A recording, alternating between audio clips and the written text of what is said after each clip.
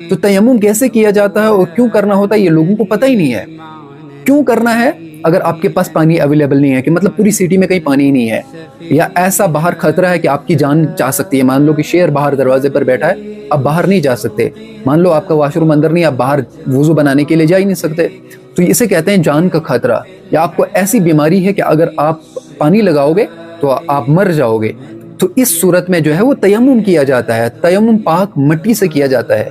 کس پر کیا جا سکتا ہے؟ اس کی ایک سمپل ڈیفینیشن ہے کہ جو جلنے سے نہ جلے اس پر کرنا ہے. مطلب مٹی ہے وہ جلتی نہیں بلکہ وہ ویسے ہی رہتی ہے، مطلب اس کی تاثیر ختم نہیں ہوتی. مطلب پلاسٹک ہے، اس کو ڈالیں گے تو وہ آگ کے اندر کیا ہو جائے گا؟ پگھل جائے گا، مطلب ختم ہو جائے گا.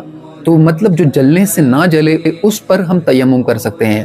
اینٹ پر ہم تیمم کر سکتے ہیں، پتھر پر ہم تیمم کر سکتے ہیں، پاک مٹی ہے اس پر تیمم کر سکتے ہیں.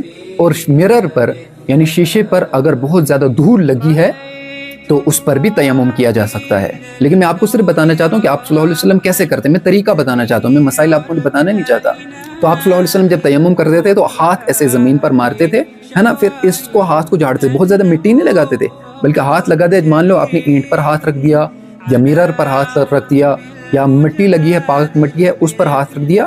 ایسے بعد میں آپ نے ان ہاتھوں کو جھاڑنا ہے. ٹھیک ہے، ان ہاتھوں کو جھاڑ دیا اور پھر آپ نے ایسے جو ہے وہ چہرے کو مل لینا ہے ان ہاتھوں کو. اور پھر آپ نے بازوں کو بھی ایسے ہی کرنا ہے، ایسے باہر نکال دینا ہے، ایسے اور ایسے باہر نکال دینا ہے. یہ ہو گیا تیمم. تیمم میں صرف 2 فرض ہوتے ہیں، ایک نیت کرنا تیمم کی، اور دوسرا یہ جو چہرے کا جو مسح ہے اور بازوں کا مسح ہوتا ہے یہ کرنا ہوتا ہے. اگر آپ کو وضو فرض ہوا ہو، غسل فرض ہوا، دونوں کے لیے یہی شرط ہے. جب آپ کو پانی پر قدرت حاصل ہو، آپ کو پانی مل جائے، پھر آپ وضو یا غسل کر لو.